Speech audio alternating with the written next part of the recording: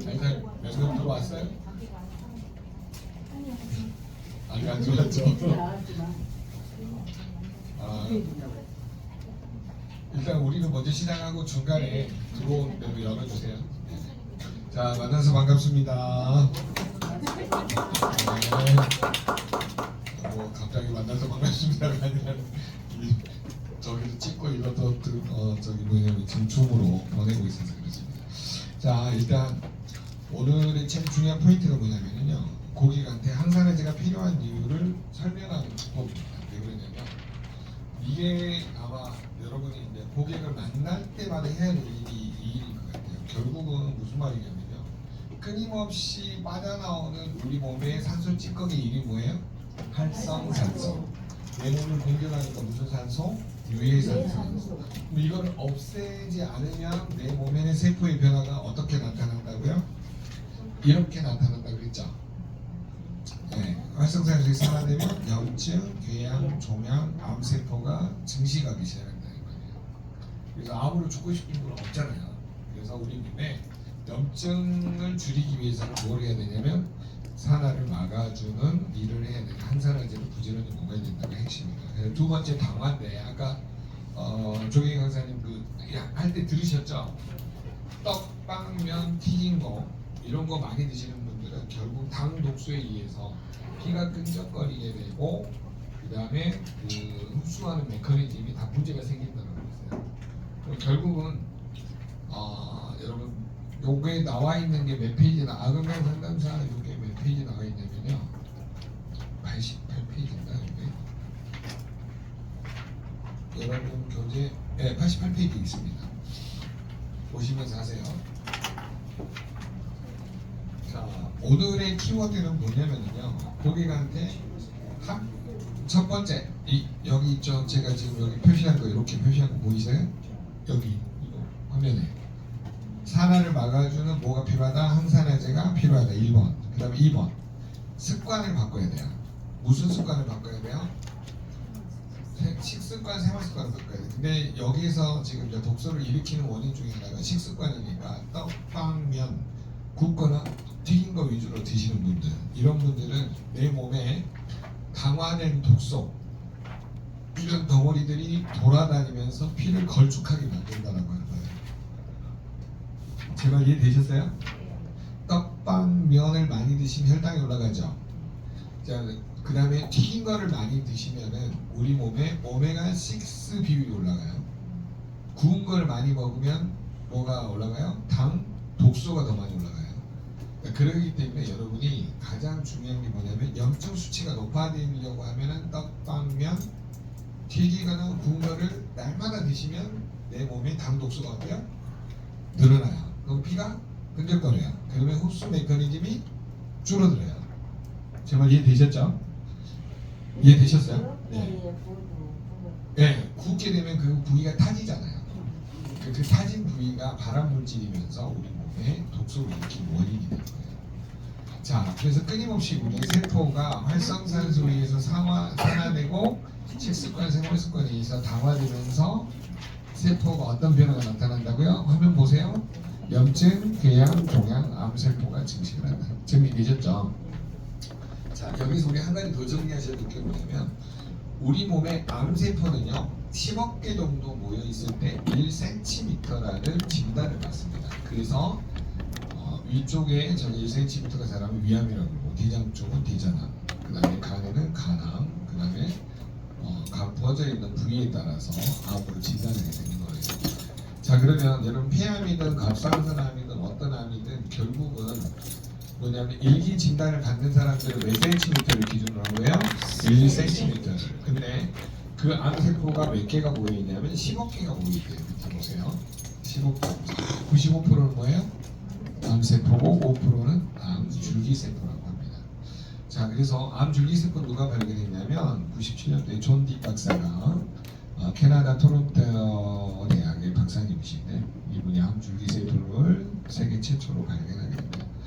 여러분 그 암줄기세포가 많은 암이 어떤 암이냐면요 3중음석 유방암이라고 해요. 여성들 중에 유방암 걸리신 분들 중에 3중음석 유방암은 50%가 암줄기세포라고 합니다. 그거는 이제 그 서울대학교 노동현 교수님 논문이라든가 뭐 이게 세계 유수의 논문들을 보시면 암이 제일 고치기 힘든 게 이제 삼중음성 유방암이라고 그러거든요. 결국은 삼중음성 유방암 되신 분들은 잘 선택을 하셔야 돼요. 왜 그러냐면 결국은 암세포를 죽일 수 있는 50%밖에 못 죽여요. 50%는 또 생겨난다는 거예요. 그러니까 거기서 이제 항암제 부용론이 나오게 했는데 여러분이 선택은 여러분이 하시도록 결과를 알려드리고 잘 알고 계셔야 되는데 선택이 많기 때문에. 자, 그 다음에 갑상선암 떼어내실 때는 양쪽 다 떼내면 안 돼요. 안 돼요? 최대 한쪽은 살리셔야 됩니다. 안 그러면 여러분 보일러 2개 다 꺼놓고 다니는 거니까 체온 조절이 안 돼요. 유민 사님도 체온 조절 안 되시죠? 손발이 항상 차죠. 네. 그래서 여러분이 보일러를 하나를 켜놓고 다니시려면 혹시나 문제가 생기다 보면 하나만 빼내시고 웬만하면 잘 관리해가지고 보존하시는 게 좋습니다. 자, 그래서 오전 시간에서 이제 꼭 기억해야 될 게 효소 이름 3가지 기억하세요? SOD, 타탈라제, 글루타치온, 페록시다제. 이건 총이라고 비유하자 그랬죠? 총알의 역할을 하는 게 뭐라 그랬어요? 아이고 망했네, 철분, 셀레늄. 네, 아연, 구리, 망간, 철분, 셀레늄.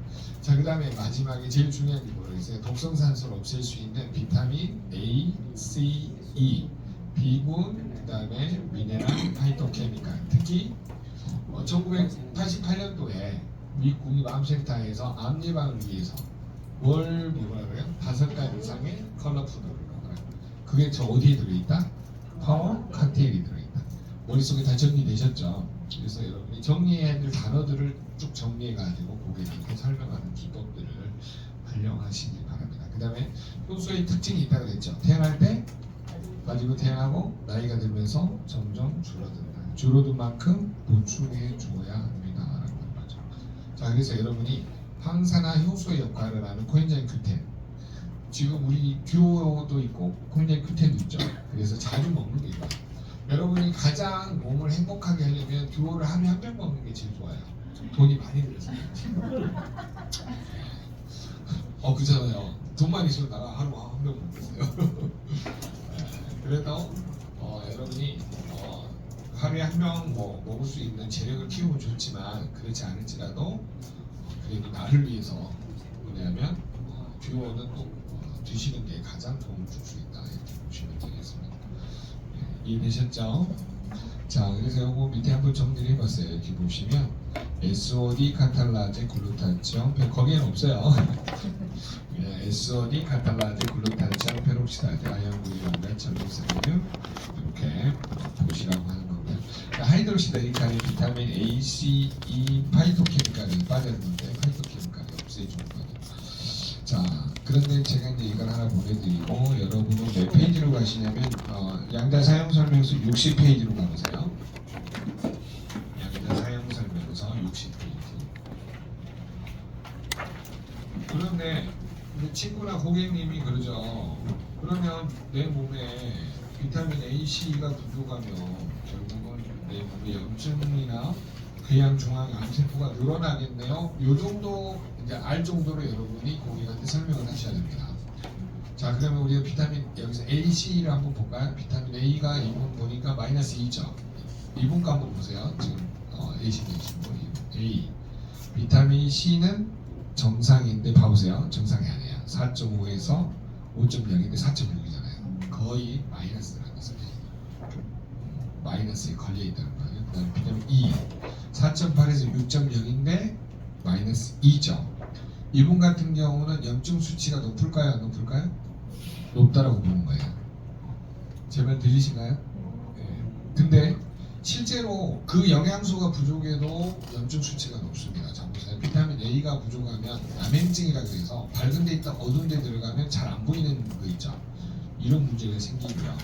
비타민 A는 특히 우리 몸에서 부족하면 이 가장 문제가 뭐냐면 점막세포 있죠. 코 점막, 입 점막, 우리 모든 이런 점막세포에 염증이 생기기가 쉽습니다. 그 다음에 비타민 C는 여러분 별표를 3개를 해놓으세요. 이 비타민 C가 잘 안 채워지시는 분은요 우리 몸에 그 비타민 C의 생체 이용률에 관여하는 효소가 있는데 4개가 있어요. 4개. 그 중에 한국 사람들은 2개나 3개가 고장나신 분들이 많대요. 그래서 비타민 C를 메가요법을 하시는 게 좋습니다. 근데 액티바이저로 메가요법을 못하기 때문에 저는 개인적으로는 이게 3000ml짜리 파우더로 된 거 있죠. 이양주 교수님이 항상 그 이야기를 하더라고요. 어떤 분이 저는 그 네트워크회사 제품 외에는 안 먹습니다 그랬더니 아니 그 회사 제품 옹호하는 것이 아니라 이게 무슨 말이냐면 없는 게 여러분 비타민 C를 1000ml 그러면 액티바이저 3통 먹어야 되잖아요. 하루에 못 먹잖아요. 그거는 바보다 이 말이죠. 이해되셨어요? 그러니까 우리 뭐 그런 이야기 하잖아요. 왜 PMB품에 다른 제품 먹어 이러신 분 있잖아요. 우리 그걸 하자는 게 아니죠. 이해되셨어요? 내 건강을 위해서 내가 필요하고 부족해서 유전자 손상이 있는 거는 그렇게 채워서 드시라 이 말이에요. 네. 네. 오해하지 마시라고요. 아셨죠? 자, 아이사님 몇 명 들어왔어요? 지금요? 네. 아 그래요? 네, 들어오신 분들 반가워요. 네. 자, 그래서 여러분이 이제 항목별로 정리해야 될 게 만약에 저기 상태에서 비타민 C 부족일 때 여러분 제일 비타민 C 부족으로 나타나는 질병이 뭐예요? 궤혈병이라고 그러죠. 궤혈병이라는 게 뭐냐면 콜라겐 합성이 안 돼가지고 흐물흐물해져서 사람이 죽는 거예요. 그래서 전신에 피가 나서 이제 죽게 되는 거죠. 비타민 C가 왜 발견이 된 줄 아세요? 그 영국의 함대가 한 번씩 나가면 막 5개월, 6개월씩 전쟁하고 오는데 이상하게 오렌지가 떨어지고 과일 야채가 떨어질 때쯤 되면은 사람들이 죽어간대요. 그래서 이게 그게 있는 닌드라는 그 뭐냐면 의사가 우리 갈 때 오렌지라든가 이런 거 많이 가지고 가보잖아요. 많이 가지고 와서 실제로 좋았더니 사람들이 한 명도 안 죽는 거예요. 근데 그런 비타민 C가 될 수 있는 과일 야채가 떨어지니까 사람이 궤혈병이 생기는 거예요. 잇몸에서 피가 나고 온몸에 콜라겐 합성이 안 되니까 어떻게 돼요? 세포가 노화되면서 퇴화되고 갑자기 푹 망하는 거예요. 그래서 그게 발견된 게 뭐냐면은 궤혈병이에요. 그래서 궤혈병의 이름이 뭐냐면 스코르빅이거든요. 스코르빅. 그걸 막아주는 게 안티스코르빅 엑시드라 해서 아스코르빈산 한 게 비타민 C가 된 거예요. 그러니까 스코르빅이라는 뭐냐면 궤혈병을 막아주는 게 안티 대항하다. 스코르빅에 대항해서 만들어진 엑시드 그래서 아스코르빅산을 뭐라 그러냐면 비타민 C라고 명명을 한 거예요. 그래서 여러분들은 비타민 C를 충분히 드시는 게 도움을 줄 수 있다 없다? 있다라는 결론이에요. 그러면 어떤 일이 벌어지냐면 철분 흡수가 잘 돼요. 그래서 여성분들이 비타민 C를 많이 먹어야 되는 이유 중에 하나가 이 뭐냐면 노화가 될수록 철분 흡수가 잘 안 되거든요. 그래서 이 나이 드신 분들일수록 비타민 C를 충분히 먹어가지고 그런 비타민 C를 먹으면서 미네랄이 들어있는 리스토레이트를 충분히 먹으면 뭐냐면 철분 흡수가 잘 되겠죠. 그러면 우리 몸에서 산소를 운반하는 단백질이 뭘까요? 산소를 운반하는 단백질 헤모글로빈. 적어놓으세요. 산소 운반 단백질이 있어요. 그게 뭐냐면 헤모글로빈. 자, 헤모글로빈은 왜 여러분이 공부를 하셔야 되냐면 자, 아까 그 나눠드린 자료가 있으시죠? 헤모글로빈 여러분 그 자료 보시면 아까 나눠드린 자료 한번 봐보세요. 원장님 저 자료 좀 보세요. 다 봐보세요. 헤모글로빈 나온 거 있을 거야. 혈액 해가지고 혈액 이렇게 된 거. 여기 보시면 기관계 있고 이렇게 헤모글로빈이라고 해서 나온 거 있을 거예요. 원장님 뒤에 남은 거 없어요? 아니 맨날 뽑아줘도 없다고 해요. 맨날 뽑아줘도 없어요. 없어. 나도 누가 다 가져가 없어. 앞에도 없어요. 없어 다 가져가 버렸어. 네, 코팅 한 거. 코팅 안 한 거 없죠? 아니 잠깐만. 네, 보세요. 아니 둘이 보세요. 자, 여러분 이렇게 생긴 거 보세요. 아인사인 없구나. 네, 조금 있다가 내일 뽑아가지고 몇 장 뽑아주세요. 이렇게 생긴 자료가 있는데 이게 뭐냐면은 혈액이 생성됐다가 파괴되는 도표거든요. 네. 자, 여러분 거기 보니까 뭐라고 적어져 있어요? 혈액이 며칠 만에 순환한다고 적어져 있어요. 120일 만에 순환한다고 적어져 있죠.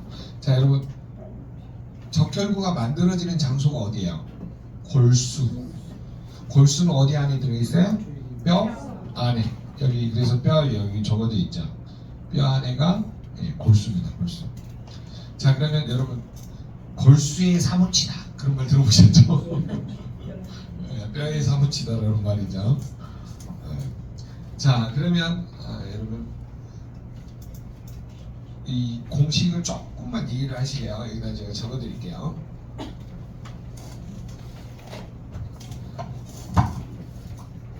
첫째 기억을 하셔야 될 게 헤모글로빈은 뭘 운반하는 단백질이에요? 산소를 운반하는 단백질이라고 있어요.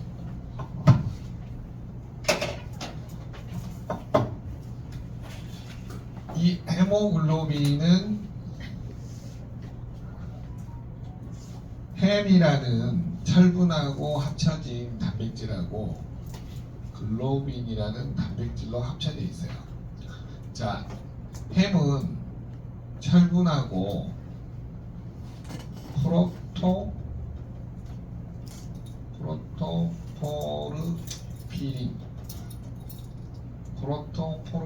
포르피린이라고도 하고요. 포르피린이라고도 합니다. 프로토포피린. 자, 철을 중심으로 꼴랑지가 하나, 둘, 셋, 넷 이렇게 달려 있어요. 그래서 전문 용어로 알파사슬 1, 알파사슬 2, 베타사슬 1, 베타사슬 2 이런 식으로 꼴랑지들이 달려 있어요. 헤모글로빈 이렇게 생겼다 이 말이에요.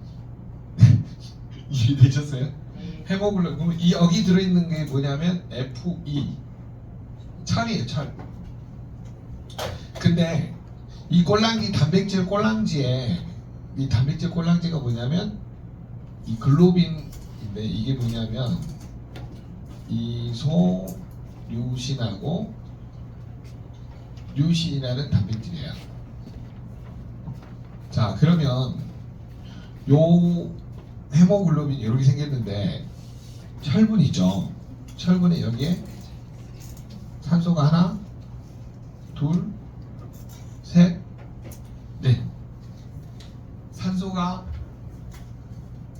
헤모글로빈 한 분자에 산소가 몇 개 붙어 있는 거예요?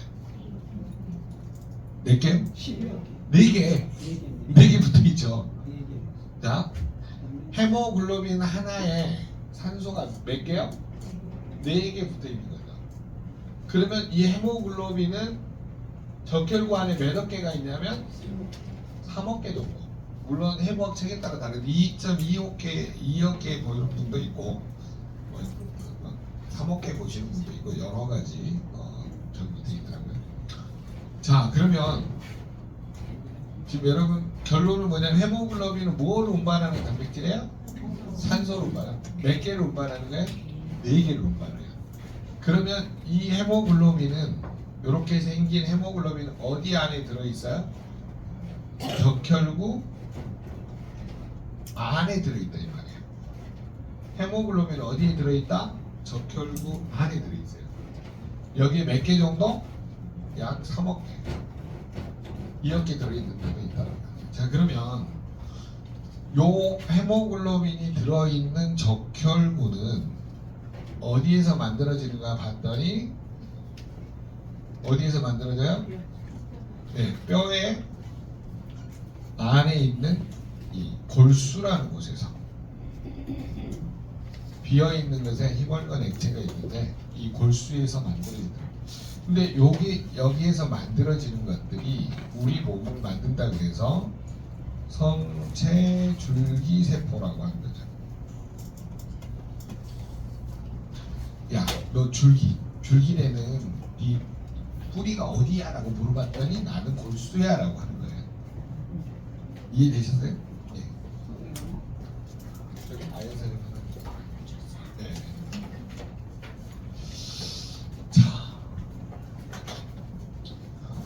자, 그러면 이 성체 줄기 세포는요 어떻게 바뀌어지냐면 여기다 이렇게 정리를 할게요. 자, 이 줄기 세포가 우리 몸에서 필요한 곳으로 분화가 됩니다. 이제 분화가 되는데 어떻게 분화가 되냐면 피를 만드는 조혈 모세포로 바뀌어요. 뭘로 바뀐다고요? 조혈 모세포. 한번 해석해 보세요. 만들 조자, 피혈자, 엄마 세포. 그럼 여기에서부터 이제 피가 만들어진다고 하는 거죠.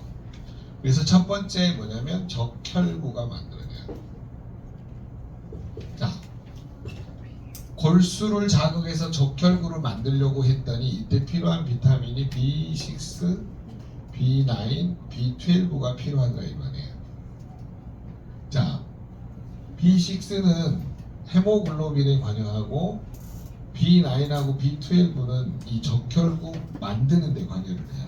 그래서 6, 9, 11을 뭐라 그러냐면 피를 만드는 비타민에 의해서 조혈 비타민이라고 표현을 합니다. 뭐라고 표현한다고요? 조혈 비타민. 자, 그 다음에 또 우리 몸에 이 조혈 모세포에서 뭐가 만들어지냐면 백혈구가 만들어져요. 여러분, 적혈구는 빨갛죠? 이게 레드 블러드 셀, RBC라고 그러죠. 이거는 화이트 블러드 셀이라고 합니다. 자, 그래서 여러분이 이제 알아두셔야 될 게 뭐냐면 백혈구는 우리 몸에서 어떤 일을 하냐면 균을 잡아먹는 식균 작용을 합니다. 그래서 균을 잡아먹어서 내 몸을 보호한다 그래서 얘네들을 무슨 세포라고 그러냐면 내 몸의 면역을 지켜준다 해서 면역 세포라고 표현을 합니다. 자, 그래서 이 백혈구들 면역 세포들은 우리 몸에서 세균이나 바이러스를 잡아먹고 내 몸을 지켜주는 이 식균 작용을 하기 때문에 굉장히 중요한 역할을 하는 거예요. 자, 백혈구는 여러 가지가 있으니까 그거는 다음에 한 번 더 깊이 공부하기로 하고요. 그 다음 세 번째, 혈소판. 여러분, 혈소판은 무슨 작용을 하죠? 지혈 작용을 하죠. 네. 피가 나면은 억제하는 혈액 응고에 관여를 합니다. 그렇기 때문에 굉장히 중요한 역할을 해서 우리가 이 뭐냐면 조혈 모세포가 어떻게 만들어지는지를 정확하게 알아두시면 도움을 받으실 수가 있다고 하는 거죠. 자, 근데 제가 지금 무슨 이야기를 하냐면 이 헤모글로빈이 있잖아요. 헤모글로빈이 어떻게 파괴되고 어떻게 움직여지는지 이제 그거를 말씀을 드리고요. 그 다음에 여기 줄기세포에서 또 만들어지는 게 있어요. 조혈 모세포 말고 중간엽세포라는 게 있어요. 중간엽세포. 이거는 뭘 만드냐면 뭐냐면 우리 몸에 필요한 뼈, 인대, 힘줄, 뭐 기타 등등 이런 것들을 만들어내는 게 바로 뭐냐면 중간엽세포예요. 그럼 이 성체 줄기세포에서 이제 유일하게 혈관 내피 보건세포라는 게 있습니다. 혈관이 없으면 혈액이 흘러요, 안 흘러요? 안 흐르죠. 제 말 이해되세요? 혈관이 망가지면 안 되잖아요. 그래서 혈관을 복원하는 세포, 그 다음에 뼈나 인대나 힘줄이나 이런 거를 복원하는 세포들, 그 다음에 피를 만드는 세포들. 그러면 결론은 성체 줄기세포는 내 몸을 뭐하는 세포예요? 다시 재생하는 세포죠. 다시 재생하고 복원하는 세포다 이 말이에요. 그러면 이런 것들이 어디에서 만들어져요? 전부 골수에서. 그러면 내가 건강하다고 하는 거는 뼈가 어때요? 뼈가 튼튼하다는 거죠. 그러니까 뼈 건강이 결국은 무슨 건강하고 직결이 돼 있어요? 내 몸의 건강하고 직결이 돼 있어요. 그럼 여러분 손발이 찬 사람들은 뼈가 건강한 거야, 안 건강한 거야? 안 건강한 거야. 그래서 여러분이 상식적으로 알아두실 때 왜 내 몸에 문제가 생겨나는지 알아두시는 게 도움이 돼요. 제 말 이해되셨어요? 이 부분 이해되세요? 그러면 이 부분 모르시면 뭐만 다 기억을 하냐면 결국 뼈에서 뭐가 만들어져요? 뼈 안에 골수에서 피가 만들어져요. 제 말 이해되셨어요? 그러면 우리 몸의 가장 기본을 이루는 건 뭐냐? 뼈죠. 그러면 여러분 뼈는 뭘로 이루어져 있어요? 콜라겐하고 미네랄로 이루어져 있죠. 콜라겐하고 미네랄 먹어야 돼요? 꼭 먹어야 돼요? 안 먹으면 어떻게 돼요? 사람이 살아야 죽어요? 죽어요. 그래서 여러분이 뼈 건강에 포인트를 맞추고 항상 고객을 상담을 하시는 거예요. 제 말 이해되셨죠? 네? 자, 근데 이거보다 더 중요한 것이 이겁니다. 여러분이 왜 피를 정확하게 이해를 하셔야 되냐면 적혈구 안에 헤모글로빈이 3억 개 들어있습니다. 한번 해보세요. 한 개의 적혈구 안에는 시작. 한 개의 적혈구 안에는 헤모글로빈이 3억 개 들어있습니다. 고객님, 헤모글로빈은 어떤 단백질이에요? 산소를 운반하는 단백질입니다. 무슨 단백질이야? 산소를 운반하는 단백질입니다. 자, 그러면 적혈구는 어디에서 만들어져요? 생성, 골수에서. 뭐에 의해서? 성체 줄기세포가 무슨 세포가 되는 거예요? 저혈 모세포로 분화가 되는 거예요. 그래서 적혈구, 백혈구, 혈소판 이렇게 만들어요. 외우세요. 골수에서 성체 줄기세포가 만들어져요. 여러분 이제 뭘로 분화될지는 몰라. 근데 여기 이제 저혈 모세포로 분화되면 적혈구, 백혈구, 혈소판이 만들어지고 중간엽세포로 분화가 되면 뼈나 인대나 근육이나 힘줄, 신경세포로 만들어지고 그 다음에 혈관 내피를 복원하는 세포로 만들어지면 혈관을 복원하는 쪽으로 이렇게 줄기세포가 만들어집니다. 거기까지 이해되셨나요? 네.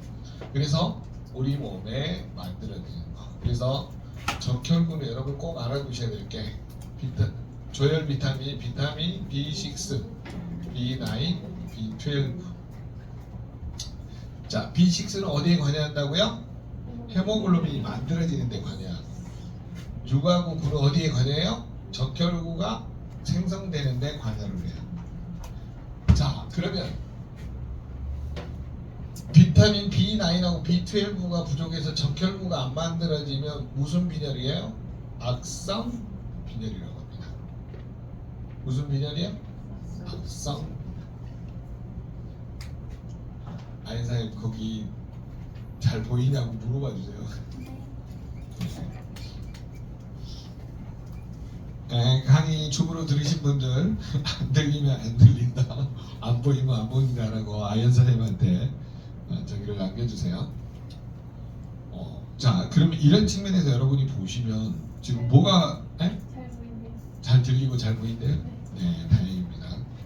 그 사람은 PT 갈 거예요. 네, 너무 약하다. 올해 안에 집행한다고 해주세요. 자, 그러면 여러분 적혈구를 왜 이해를 해야 되냐면 여러분 적혈구 안에는 뭐가 들어있다? 헤모글로빈. 요거는 무슨 단백질? 산소를 운반하는 단백질. 한 개의 적혈구 안에 몇억 개가 들어있다? 헤모글로빈이 3억 개. 그러면 산소를 몇 개 운반하는 거예요? 12억 개. 토탈. 한 개의 적혈구에 산소 운반을 몇 개 하는 거예요? 12억 개라는 거예요. 어마무시한 겁니다. 자, 근데 Y 산소. 여러분 왜 산소가 중요하죠? 산소가 중요하죠. 아니 산소가 없으면 아니 중요해. 산소하고 포도당을 이용해서 뭘 만들어요? 에너지를 만들잖아요. 그러니까 산소가 없으면 세포가 살아요, 죽어요? 죽는다 이 말이에요. 근데 문제는 아까 우리가 뭐에 있다 그랬어요. 산소를 이용한 만큼 추워요. 저거 문 닫는 게 아니라 에어컨 꺼주세요. 나 뭔 소리고 했네. 산소가 추워요. 우리 그랬어요.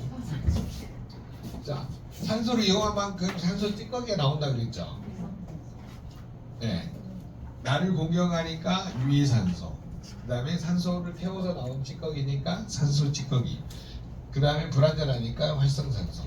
요게 끊임없이 수소 2개, 산소 2개, 하이드록시 레디칼, 오노2 이런 독성산소로 바뀌어진다 이 말이에요. 이 중에 암을 일으키는 산소가 이 하이드록시 라디칼이 암을 일으킨다 그랬어요. 그래서 이거를 없앨 수 있는 게 뭐예요? 5가지 이상의 컬러 푸드. 내가 이야기했어요? 누가 이야기했어요? 몇 년도에? 88년도에 우리나라에서 무슨 일이 있었어요? 88 올림픽 때 얘네들은 뭘 발표했어요? 암을 연구했다 이 말이에요. 5가지 이상의 컬러 푸드를 먹으면 뭔 예방? 암 예방에 도움을 줄 수 있다 없다? 없다. 근데 이 5가지의 컬러 푸드 중에 파워 칵테일이 몇 가지 이상? 56가지 이상의 과일, 야채, 허브 여러 가지가 들어있다 이 말이에요. 암 예방을 위해서 파워 칵테일을 먹어야 돼요? 꼭 먹어야 돼요? 안 먹으면 뭘로 죽어요? 암 걸려서 죽어요. 누가 그랬다고? 미국의 국립암센터.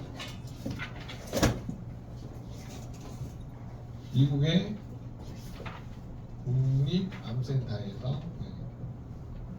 그래서 아까 그거 줘보세요. 국립암센터 나와 있는 거.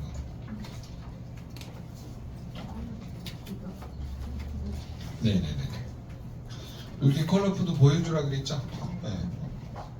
그리고 미국 국립암센터에서 1988년도에 발표했다.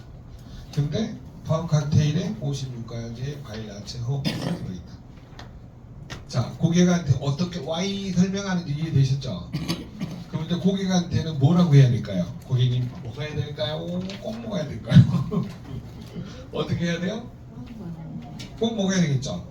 안 먹으면 세포가 죽어요. 안 그래서. 자, 그러면 결국 우리는요 산소를 운반 안 해도 죽고 운반해도 죽어요. 이해되셨죠? 운반 안 하면 세포가 에너지를 못 만드니까 숨을 못 쉬어서 죽고, 산소 운반을 많이 하면 어떻게 뭐가 많이 늘어요? 활성산소.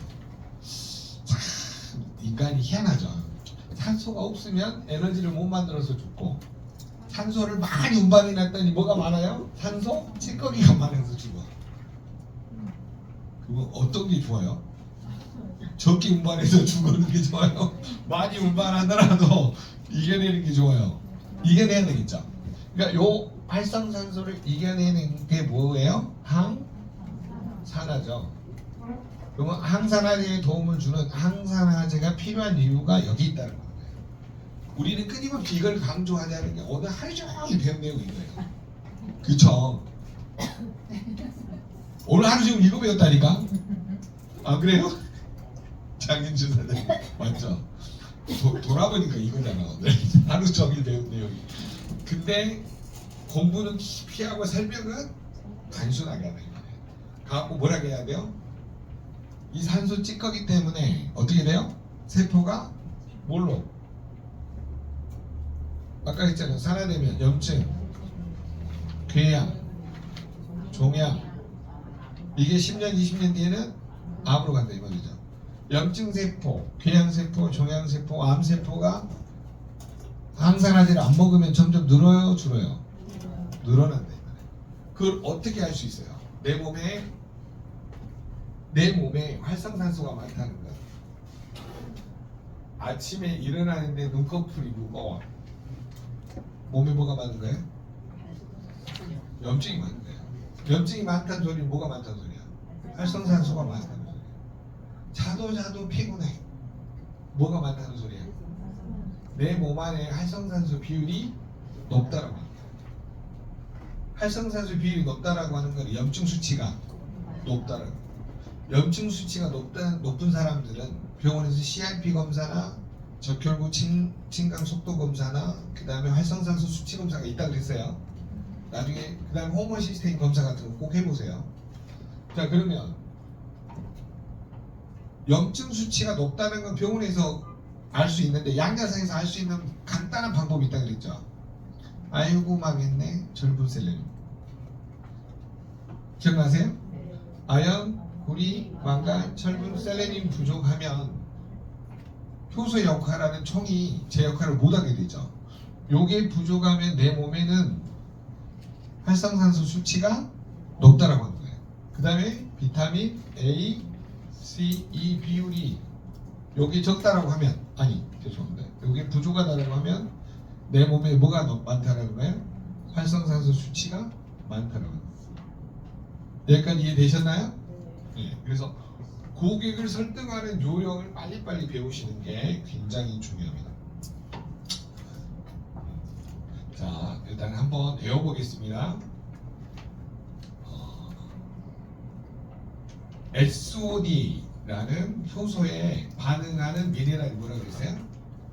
아연, 구리, 망간. 카탈라제라는 항산화 효소에 반응하는 미네랄이 철분. 그 다음에 글루타치온 페록시다제에 반응하는 미네랄이 셀레늄. 그러면 효소를 총이라고 보고 활성산소를 없애는 미네랄을 총알이라고 보면 몇 가지 미네랄이 지금 우리 몸에서 가장 필요한가요? 5가지. 아연, 구리, 망간, 철분, 셀레늄이 필요한 거예요. 그래서 여러분이 양자를 부지런히 지으시면서 항상 고객한테 여러 가지 설명하지 마시고요. 초기 때는 이것만 주구장창 설명하세요. 아연, 구리, 망간, 철분, 셀레늄 가지고 아이고 망했네, 너 망했어요 가시네요. 아연 부족하죠. 네. 그 다음에 구리 이렇게 부족하죠. 그 다음에 망간이죠. 망간이 정상이죠. 그러니까 셋 중에 지금 2개가 부족하잖아요. 철은 정상인데 1.2 거의 보드라인에 걸려 있고, 셀레늄도 0.8에서 2.0인데 1.3이 충분히 있네요.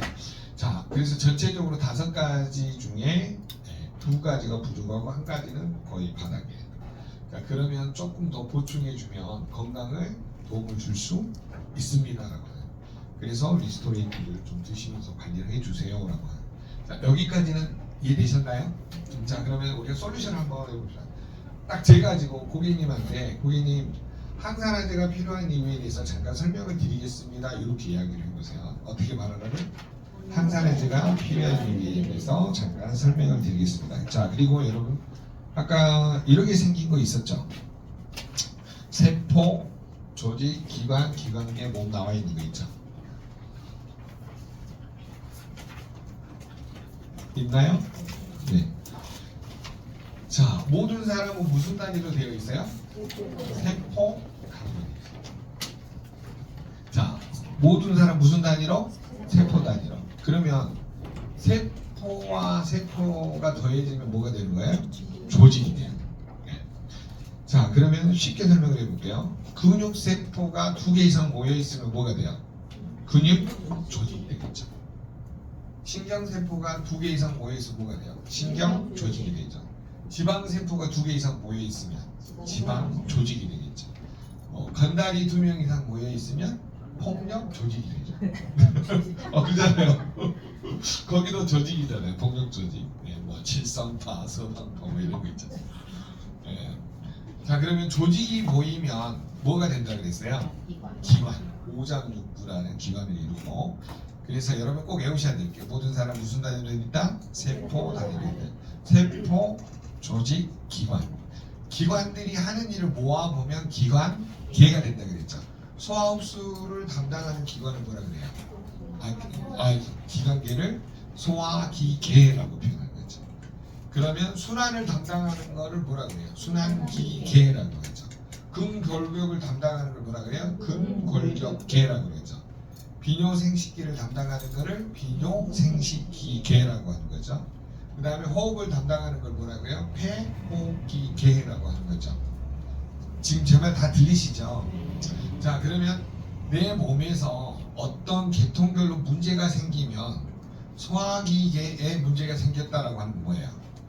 소화, 흡수, 배설에 문제가 있습니다. 자, 우리 몸의 소화를 담당하는 기관이 어디예요? 위. 그다음 죄송합니다. 네, 맞습니다. 그다음에 흡수를 주로 담당하는 기관은 소장. 그다음 배설을 주로 담당하는 기관은 대장. 그럼 위, 소장, 대장에 문제가 있는 사람들은 어떤 문제가 있을까요? 소화가 안 되고 흡수가 안 되고 배설이 안 되니까 변비나 숙변이나 뭐 치질 이런 걸로 고생하겠죠. 자, 위가 소화가 안 되는 사람 어때요? 위가 늘어나겠죠. 소장에서 흡수가 안 되는 사람 어때요? 장누수로 고생하겠죠. 제 말 들리시죠? 네. 그 다음에 대변을 못 보고 자꾸 변이 쌓이면 뭐가 돼요? 변비가 되죠. 변비 위에 변비가 쌓이면 뭐가 돼요? 숙변이 늘어나죠. 그럼 거기서 가스 같은 것이 늘어날 거 아니에요. 그 암모니아 독소나 그런 것들이 다 어디로 타요? 간문맥을 타고 간으로 간다. 그러니까 간의 해독 기능이 좋아져요, 나빠져요? 점점 나빠진다 이 말이에요. 그러면 간이 나쁜 원인은 누구 때문이에요? 간 때문이에요? 장 때문이에요? 장 때문이에요. 그럼 장은 누구 때문에 그래요? 나 때문에. 내가 무슨 짓을 해서? 네? 내가 나쁜 짓을 했죠. 떡, 빵, 면, 그 다음에 튀김, 구운 거, 술, 담배 나쁜 짓만 골라서 하면 누가 고생해요? 장이 소화흡수 배설이 돼야 안 돼요? 안 된다 이거예요. 그래서 소화기계가 장이 고장나면 뭐가 고장날 수밖에 없어요? 간이. 왜? 그 모든 독소, 영양소가 다 어디로 가요? 결국은 간으로 가요. 그러면 간으로 오면 이거를 무독화하죠. 암모니아를 뭘로 바꿔요? 요소로 바꿔요. 요소. 자, 그러면 여러분 우리 몸에 들어온 영양소를 다 뭘로 바꿔요? 우리 몸에 필요로 하는 항체나 효소나 근육이나 콜라겐이나 몸에 필요한 걸로 다 바꾼다 이 말이에요. 그러면 포도당은 뭘로 바꿔요? 우리 몸의 에너지원으로 다 바꾸죠. 그럼 지방은 뭘로 바꿔요? 세포막을 만들거나 그 다음에 콜레스테롤을 만들거나 이런 걸로 바뀌어진다 이 말이에요. 지금 제발 소련말 아니고 한국말이 하고 있어요. 자, 그래서 여러분이 꼭 알아두셔야 될 게 뭐냐면 소화흡수 배설이 안 되면 가장 문제가 어디서 생긴다? 간에서 생긴다. 그것만 꼭 기억을 하세요. 자, 그러면 여기에서 우리가 꼭 한 가지 짚고 넘어가야 될 게 뭐냐면 바로 헤모글로빈이 어떻게 파괴가 되는지를 설명을 드리겠습니다. 자, 우리 기지개를 좀 펴보세요. 지금 보니까 식곤증이 오셔가지고 다들 안 피곤하세요? 피곤해요? 나만 쌩쌩한 건데.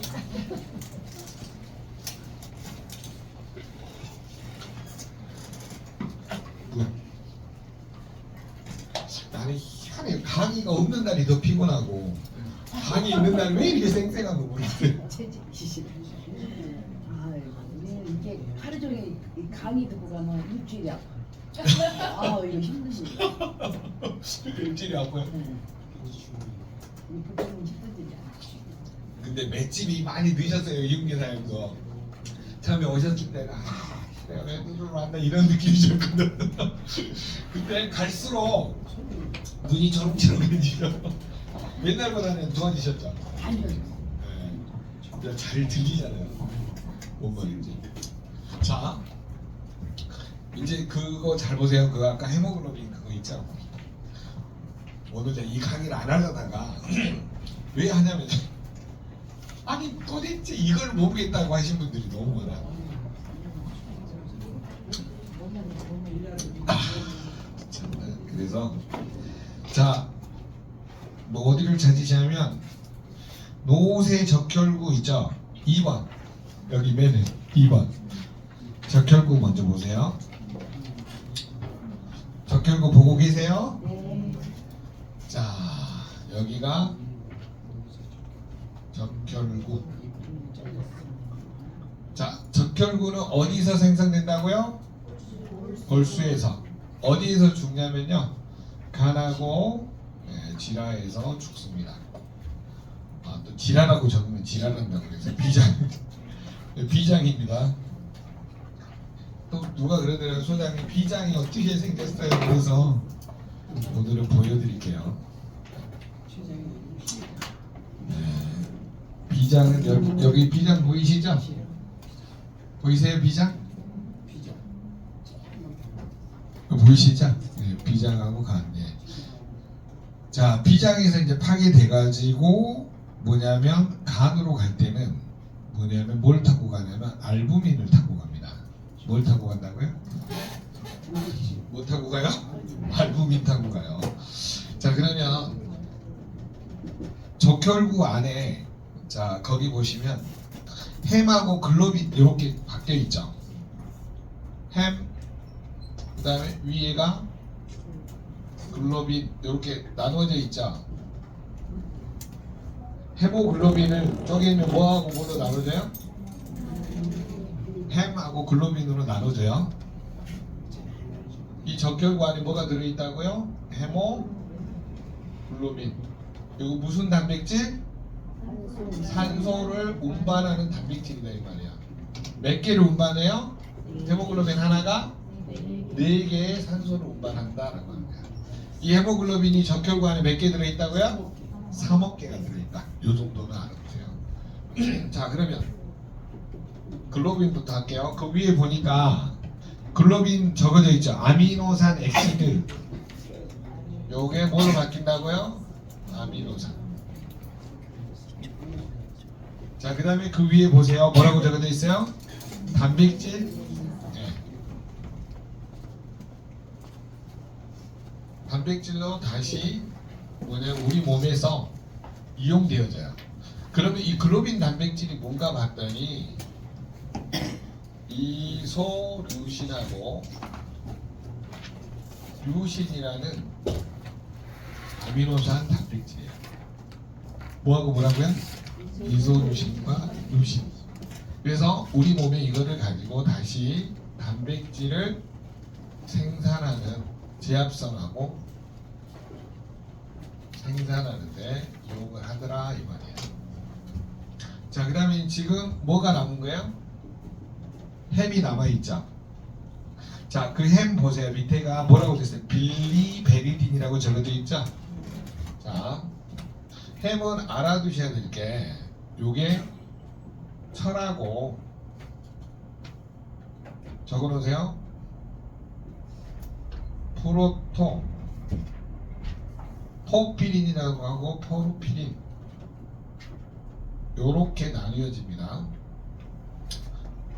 철하고 뭘로 나눠진다고요? 프로토 포르피린. 근데 거기 프로토 포르피린이 없죠. 자 그러면 거기를 먼저 할게요. 햄 해가지고 4번 보세요 여러분.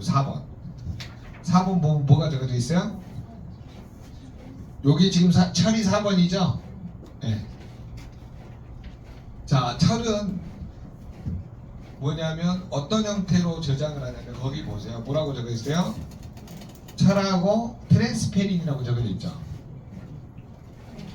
트랜스페린. 네. 자 철을 트랜스페린이라는 단백질로 해가지고 간에다가 뭘로 저장하냐면 페리틴이에요, 틴이에요? 틴으로 나와 있어요. 네. 어떤 책에는 페리틴으로 나와 있고 페리틴으로도 나와 있습니다. 이렇게 해가지고 간에 저장을 합니다. 그러면 왜 간에다 그렇게 간땡이다 저장을 할까요? 왜 간에다 저장을 해요? 다시 쓰려고.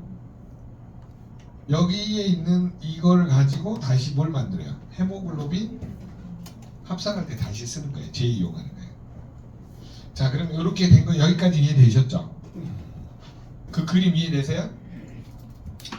자 뭘로 저장했다고요? 페리틴.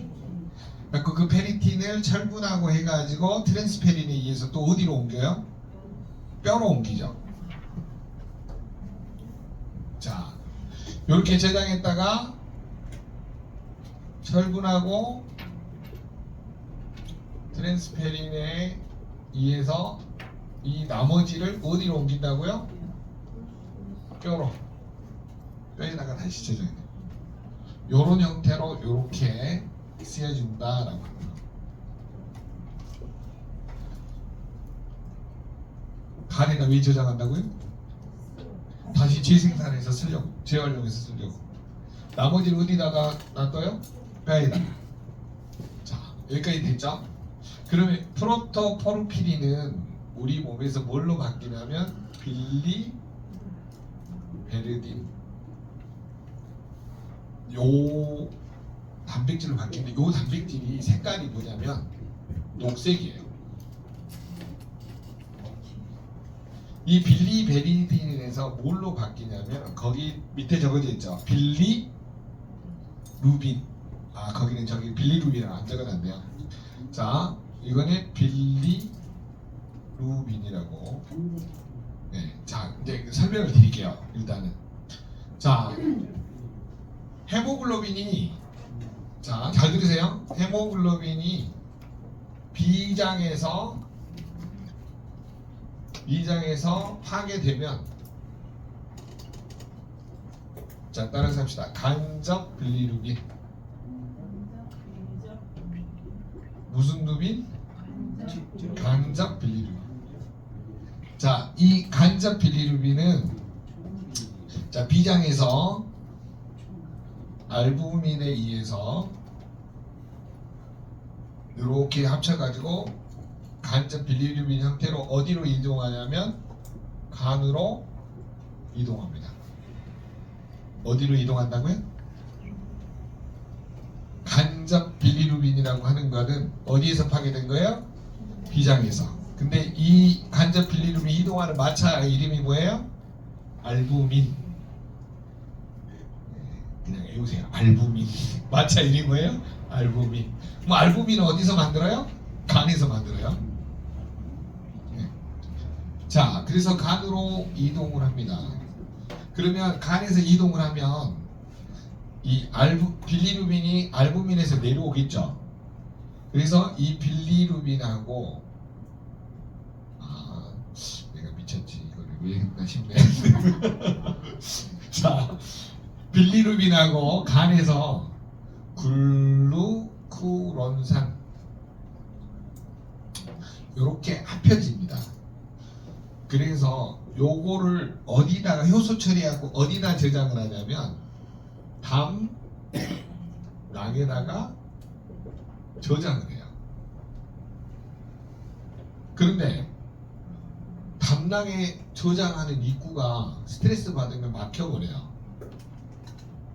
그러면 어떻게 될까요? 여기다 저장을 해야 되는데 저장을 못해. 여기다 저장을 못하니까 어때요? 자, 간 동맥 나가는 문이 뭐예요? 간 정맥이죠. 영양소가 들어오는 문은 뭐예요? 간 문맥이죠. 자, 여기다 저장을 못하는 거예요. 그러니까 어때요? 다시 혈액을 타고 흘러나가 버려요. 그래서 눈, 흰자하고 피부가 노랗게, 이게 노랗게가 맞나요? 노랗게 바뀌는 질병을 뭐라 그래요? 황다리요. 이걸 설명하려고 이렇게 어렵게 설명한 거예요. 공부는 깊이하고 공부는 깊이하고 뭘 하더라고요? 설명은 단순하게. 그럼 결론은 뭐냐면 황달이 왜 생긴 거예요? 간에서 담낭에다가 담으려고 했더니 여기가 막혀가지고 어때요? 이게 염증이 생긴 거잖아요. 그러니까 흘려 보내버린 거예요, 혈액으로 다시. 황달이 있는 사람은 간하고 담이 좋아요, 안 좋아요? 안 좋은 거예요. 제 말 이해되셨나요? 그러면 눈가가 노리끼리 한 사람은 무슨 문제가 있는 거예요?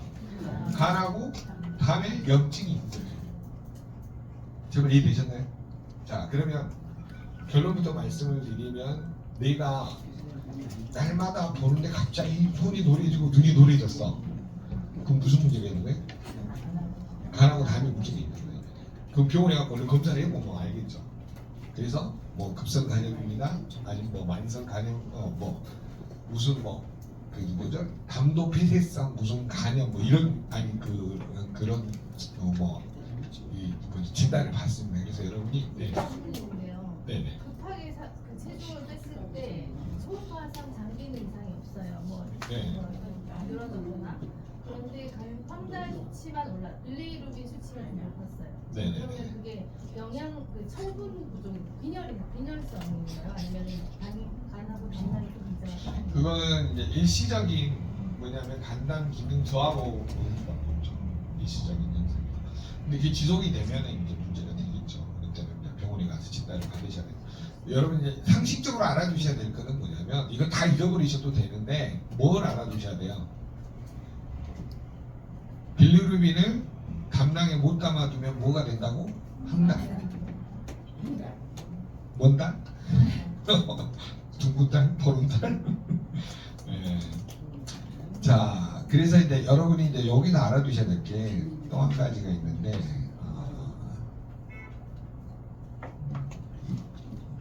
잠깐만요. 이거. 자, 여기 보면 혈청 구상 단백질 해가지고 여러분 교재가 28페이지인가요? 몇 페이지 한번 봐보세요. 양자 사용 설명이요. 네. 30페이지인가? 몇 페이지죠? 예? 쓸개가 20. 쓸개 나오네. 예? 23페이지 한번 봐주세요. 23페이지. 자, 23페이지 보시면 그거 말고 양자 사용 설명서. 자, 여러분 23페이지 보시면 담낭 이꼬르 쓸개라고 이렇게 나와 있죠. 보이신가요? 담낭 이꼬르 쓸개. 근데 여기 담낭에 돌이 있는 거 보이시죠? 자, 간 내 담도가 있고 간 외 담도가 있어요. 보이세요? 뭐가 있다고요? 간 내 담도, 간 외 담도. 근데 왜 담도가 막힐까요? 적어놓으세요. 스트레스, 과로, 수면 부족, 그 다음에 약물 과다 이런 걸로 주로 문제가 생깁니다. 스트레스, 과로, 수면 부족, 약물 과다.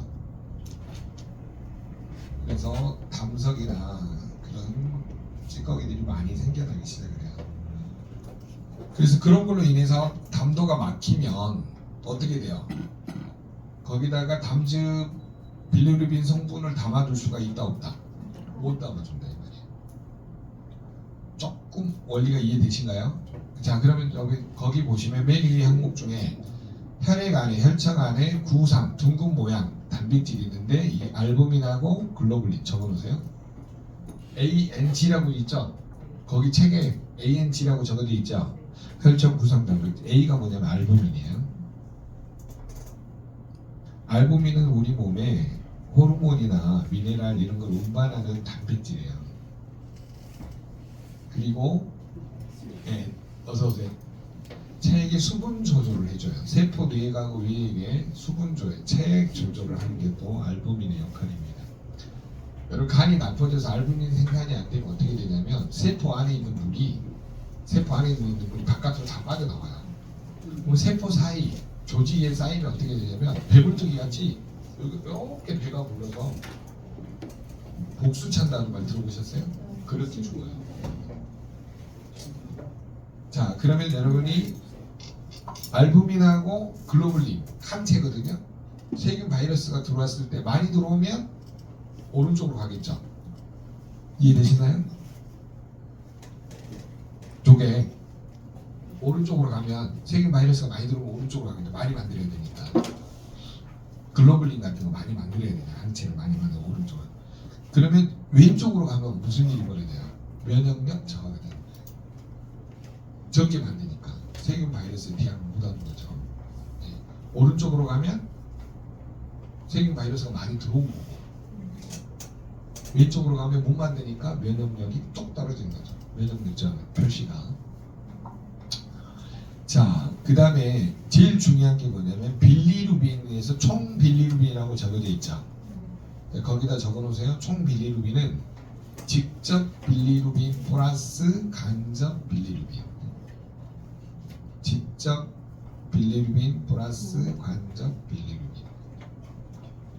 자, 근데 밑에가 이분 같은 경우는 0.218에서 0.5494인데 0.214 0점 몇 차이로 지금 왼쪽으로 가 있죠. 이거 보이세요? 이분 거? 네. 그러면 왼쪽으로 갔다는 소리는 어디에서 더 빌리루빈이 많이 만들어졌다는 소리예요? 비장, 질환에서 더 많이 만들어진 거죠. 자, 그러면 직접 빌리루빈은 간, 간접 빌리루빈은 뭐예요? 질환, 비장에서 만들어진 거예요. 그러면 여러분 쪽에 비장에서 더 많이 만들어진 거죠. 줄어들었다는 소리. 이해되세요? 총 빌리루빈은 정상인데 직접 빌리루빈이 왼쪽으로 가 있잖아. 그러니까 뭐가 더 많다는 소리야? 간접 빌리루빈이 더 많다는 소리죠. 예.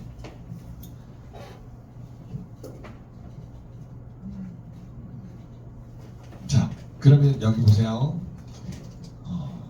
지금 음성 줄어든 경우 병원에서 뭘로 하냐면 출혈성 황달이나 이런 걸로 뭐냐면 이 인식을 한다. 요거 알아두시면 되고, 그다음에 오른쪽으로 늘어나면은 폐쇄성 황달 이런 걸로.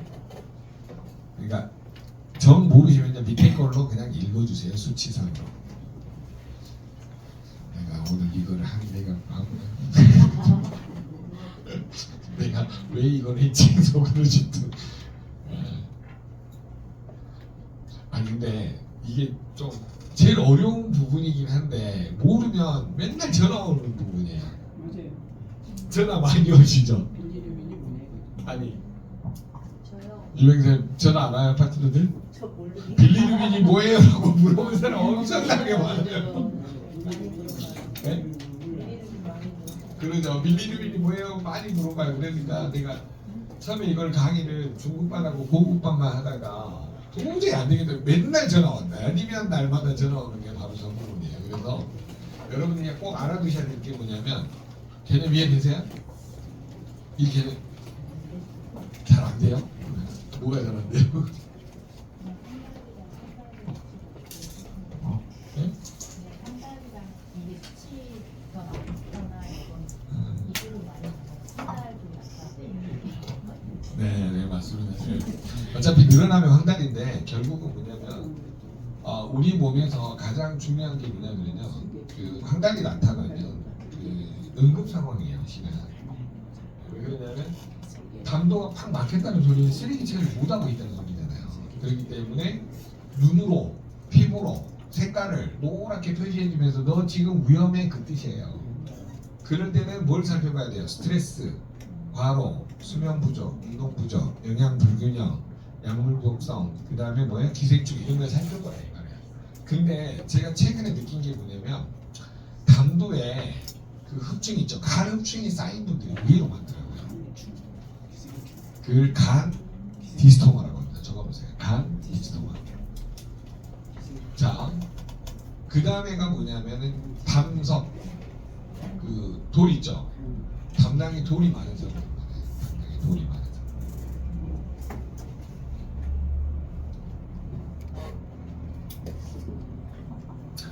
자, 그 다음에 그 빌리루빈 맨 밑에 있죠. D 빌리루빈이 직접 빌리루빈이라는 뜻이에요. 다이렉트 빌리루빈. 그 다음에 혈청중 담즙산 거기다 적어놓으세요.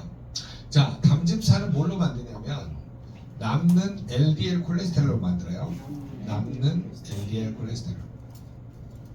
자, 우리 몸에 콜레스테롤이 하는 LDL 콜레스테롤 하는 역할을 배우셨죠. 세포막, 호르몬, 담즙산을 만드는데 세포막, 호르몬 다 만들고 남아 있는 거를 HDL이 가져와서 뭘로 만들어요? 담즙산으로 만듭니다. 지금 어려울 수 있으니까요. 그냥 콜레스테롤, 남는 콜레스테롤 가지고 뭘 만든다? 담즙산. 거기까지만 알아두세요. 제가 이거를 하게 된 게 전화가 한 달이면 한 3통화씩으로 와요. 평균적으로. 여기를 잘 모르겠대요. 다른 거는 다 이해가 되는데 영어상으로 이 부분들이 이해되셨나요? 그래서 이제 정 안 되면 빌리루빈을 어떻게 설명을 하자? 빌리루빈은 뭘로 설명하자고요? 쓸개, 기능개, 치명상 인지. 네. 간하고 쓸개에 염증이 있으면 뭘로 표시한다? 황달로. 네, 빌리루빈 수치가 높아져서 황달로 나타난다. 네, 그거를 조금 알려주시면 도움이 되실 것 같습니다. 참 어려워. 그냥 이 간땡이 부었어. 그래서요. 요즘에 담낭 제거 수술 많이 하셨잖아요. 네, 담낭 제거 수술하면 정상으로 표시됩니다. 알아두세요. 거기다가 담낭 제거 수술하면 뭘로 표시된다? 제가 해보니까 정상으로? 네, 아예 저하로 빨갛게 나오고. 네네네네. 저하로 나올 수도 있고 제거 수술하신 분은 3가지 다 나와요. 정상도 나오고 갑자기 혈액 안에 많게도 나오고 적게도 나오고 그렇습니다. 그래서 그거는 뭐냐면 제거를 했기 때문에 그때 만들어질 때가 많이 만들어질 때 재면 늘어나고 뭐냐면 어떨 때는 또 정상으로 적게 만들 때는 정상으로 인식하기도 하고 왼쪽으로 표시되기도 합니다. 담아둘 데가 없으니까요. 그래서 PM 제품 먹어야 돼요. 황달 있는 사람 뭘 먹어야 돼? PM 제품을 드셔야 된다. 정말 동의하시죠? 네. 자, 그래서 여러분이 꼭 그 부분을 알아두시고 그렇게 정리를 한번 해보시면 도움이 되시겠습니다. 자, 그러면 그 도표 아까 방금 나눠드린 도표 있죠? 이 도표를 가지고 여러분이 집에서 알아두셔야 될 게 뭐냐면 남는 거는 다시 재이용한다 이 말이죠. 자, 그러면 빌리루빈이 이제 간에서 뭐냐면 D사돼 가지고 소장 11번 보세요. 소장으로 갔다가 소장에서 세균에 의해서 유로빌리루겐이 유로빌리루빈으로 바뀌겠죠. 유로빌리루빈. 그게 이제 대장에서 스테르코노빌린 해가지고 대변으로 빠져나옵니다. 그래서 여러분 변 색깔이 어때요? 갈색이 되죠. 갈색. 갈색이나 황금빛색으로 나옵니다. 왜 그래요? 빌리루빈 색깔이 노랗죠. 그러다 보니까 갈색이나 노란색 변이 나오게 되죠. 자, 밑에 한번 봅시다. 적혈구가 생성되어 120일 정도의 햄과 글로빈으로 파괴된 후 햄 성분이 재활용되거나 저장되는 과정을 설명하고 있다. 자, 햄이 뭘로 바뀐다고요? 철하고 프로토포르피린. 햄이 뭘로 바뀌어요? 철하고 프로토포르피린. 철은 페리틴으로 저장하고 다시 뼈에다 저장한다. 이렇게 정리하시고 그 다음에 프로토포르핀이 뭘로 바뀌어요? 빌리베리딘. 빌리베리딘이 뭘로? 간접 빌리루빈. 그 다음에 간에서 직접 빌리루빈으로 바뀌고 그 다음에 이제 대사되면서 소장하고 대장에서 뭘로요? 빌리루빈이 세균에서 산화되면 우로, 원래 유로라고 하는데 유로 빌리루겐에서 유로 빌리루빈으로 바뀌어요. 그리고 일부는 다시 재활용하고 일부는 대장으로 빠져나가죠. 그래가지고 뭘로 바뀌어요? 스테르코빌린. 그래서 대변으로 빠져나간다. 그 순서를 대충 알고 계시면 고객하고 상담하실 때 편리하다. 그러니까 쉽게 설명하면 빌리루빈, 헤모글로빈은 빌리루빈, 철분. 이 2가지만 기억을 하시면 될 것 같아요. 헤모글로빈이 파괴되면 철분하고 뭐요? 빌리루빈. 딱 2가지만 기억하세요. 공부는 깊이하고 설명은 단순하게. 아셨죠? 어렵다. 설명하는 것이 더 어렵네. 네. 근데 대충 이해되셨죠? 네. 재활용한다. 그거만 기억하세요. 재활용을 못하니까 어때요? 다시 흘려버린다. 그러니까 어떻게 돼요? 황달이 생긴다. 담낭에다 못 담아두니까 뭐가 생기는 거예요? 황달이 생긴다. 이해되세요? 쓰레기를 어디다 담아준다고요? 담낭 쓰레기에다 담아둬야 되는데 못 담아두니까 다시 흘려보내니까 뭐가 되는 거예요? 황달이 생긴다. 거기까지만. 이해되셨죠? 네, 그래서 대부분 이제 염증이 심하신 분들은 황달 수치가 팍 올라갑니다. 그래서 병원에서 입원하라고 이제 하죠. 그때는 이제 입원할 정도가 되면 근데 젤시추 먹고 노래진 사람이 있어요. 뭔 말인지 아세요? 그건 그냥 유전적으로 그거를 못 하시는 분들이 눈은 괜찮아요. 근데 병원에 가서 아무 이상이 없대요. 근데 뭐냐면 젤시추 먹고 손이 노래진 사람, 눈은 노래지 않는데 손이 노래진 사람이 있어요. 그거는 이제 그 유전적인 부분이래요. 그럴 때는 이제 병원에 가서 황달은 아닌데 손만 노란 사람들은 이 젤시추 먹고 그게 젤시추가 그 노란색 그 뭐냐면 오렌지 색깔이잖아요. 그러다 보니까 그걸 많이 먹으면 노랗게 손이 바뀐다. 저희 파트너 분도 한 번 그러신 분이 있는데 젤시추 좀 많이 먹은 날에 노래진대요. 손이. 귤 많이 먹으면 노래진 사람 있잖아요. 똑같은 원리입니다. 그래서 그거를 꼭 알아두시면 도움을 받으실 수 있다. 자, 한번 정리해 볼게요. 자, 세포가 세포가 2개 이상 모여있으면 뭐가 된다고요? 조직이 모여서 뭐가 된다고요? 기관이 하는 일을 모아보면 뭐가 돼요? 기관계가 전체 하는 일을 모으면 뭐가 돼요? 사람 또는 몸 또는 개체라고 표현을 합니다. 그래서 우리 몸이 아프다라고 하는 것은 어디가 고장난 거예요? 세포가 고장난 거예요. 제 말 들리세요? 자, 그런데 여러분 세포가 고장난 것 중에 적혈구가 고장나면 무슨 문제가 생겨요? 아까 헤모글로빈 수치가 헤모글로빈이 빌리루빈이 바뀌는데 빌리루빈 수치가 어때요? 확 올라간다 이 말이에요. 그래서 황달로 표현됩니다. 요 정도는 알고 계시라고 하는 거죠. 제 말 이해되셨죠? 그러면 대부분이 스트레스, 과로, 수면 부족, 운동 부족, 영양 불균형 이런 것 때문에 담도가 막혀버린다 이 말이에요. 담석이 많아지게 돼요. 여기까지 이해되셨나요? 그래서 그 정도는 알아두시고 그 다음에 적혈구는 수명이 며칠? 120일. 어디에서 만들어져요? 골수. 어디에서 파괴돼요? 간하고 질환에서 파괴됩니다. 어디요? 간질환. 네. 그래서 그 정도만 알아두시면 기본적인 사항들은 좀 정리가 될 것 같습니다. 자, 10분만 쉬었다가 다음 표시 진행하겠습니다.